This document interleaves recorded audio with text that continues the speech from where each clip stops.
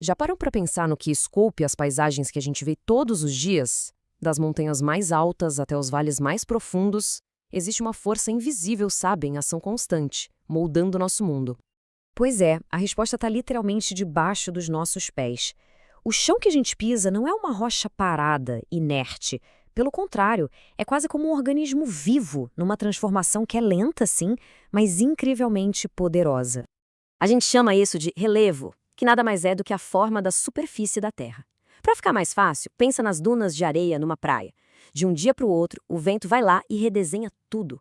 A Terra faz a mesmíssima coisa. A única diferença é que a escala de tempo é de milhões de anos. Então, vamos mergulhar de cabeça nisso. A gente vai explorar as forças que constroem o mundo, entender como nascem as montanhas, ver os movimentos mais sutis da crosta, a fúria dos vulcões e terremotos e, no fim, o que tudo isso revela sobre o nosso planeta vivo. A história do relevo é, na verdade, uma batalha constante. É como um cabo de guerra que já dura bilhões de anos. De um lado, tem as forças que constroem, do outro, as forças que destroem, que esculpem.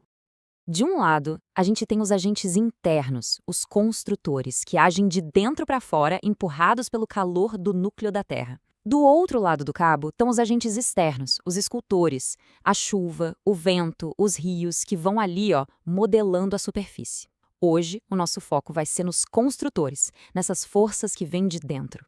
E a gente começa, claro, pelo processo mais grandioso de todos, a orogênese. É a força que, literalmente, ergue do chão as grandes cordilheiras do mundo.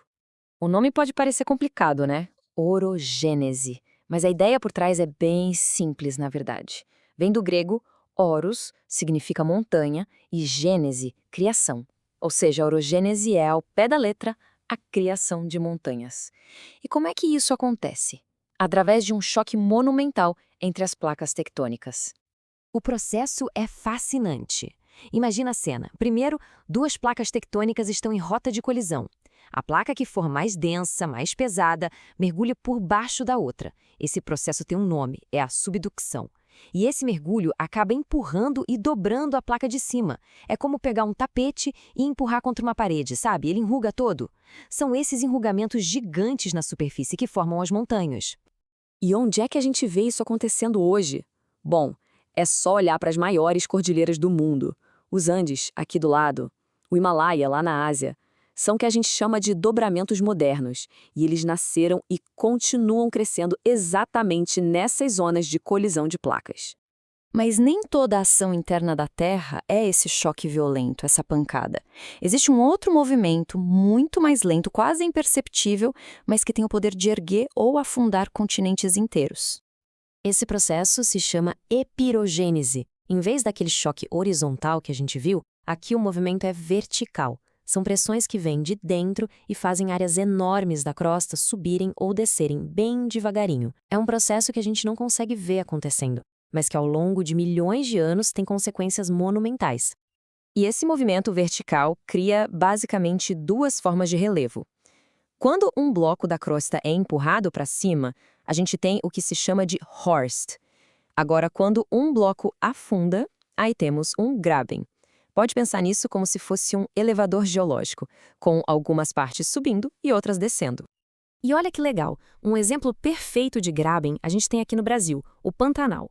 Se a gente parar para pensar, o Pantanal não é uma região onde chove tanto assim, mas vive alagado. Por quê? Porque ele é uma área geologicamente rebaixada, é um graben. Ele funciona como um ralo gigante que coleta a água dos rios da bacia toda ao redor. É isso que cria aquele ecossistema único.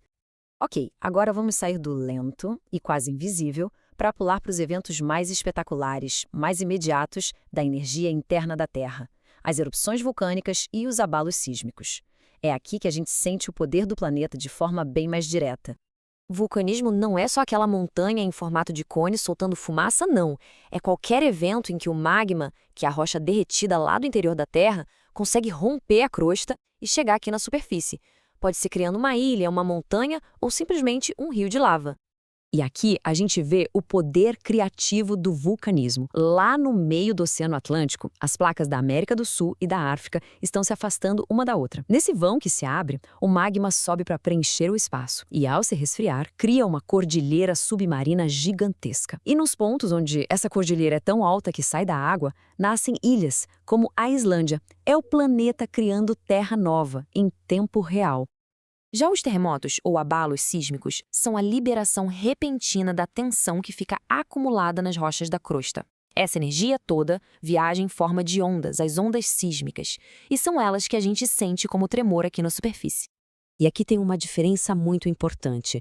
O hipocentro é o ponto exato onde a rocha se quebrou, lá dentro da Terra. Já o epicentro é o ponto aqui na superfície, exatamente na vertical em cima do hipocentro. É por isso que é sempre no epicentro que o tremor é sentido com mais força. Chegando ao fim dessa nossa jornada pelo interior do planeta, uma imagem fica muito clara. A de um mundo que nunca para, que nunca dorme. Um mundo que está em constante movimento. A grande lição que fica é esta: a Terra não é um objeto parado no espaço. Ela é um sistema vivo, dinâmico. As paisagens que a gente admira hoje são só um instante, uma fotografia numa história de transformação geológica que é contínua e muito, muito poderosa. E aí talvez surja a pergunta, mas e o Brasil? Por que a gente não tem Andes ou vulcões ativos por aqui? A resposta está na nossa localização privilegiada. A gente está bem no centro da placa sul-americana, longe das bordas, que é onde tudo acontece. Por isso, aqui quem domina são os agentes externos, o vento e a chuva, que vem desgastando nosso relevo há milhões de anos, deixando ele mais antigo e mais suave. Isso tudo nos deixa com uma reflexão final. Da próxima vez que alguém olhar para uma montanha, uma planície ou até mesmo para uma rua um pouco mais inclinada, será que é possível enxergar ali não só uma paisagem, mas um capítulo de uma história que começou há bilhões de anos e que continua sendo escrita a cada segundo debaixo dos nossos pés?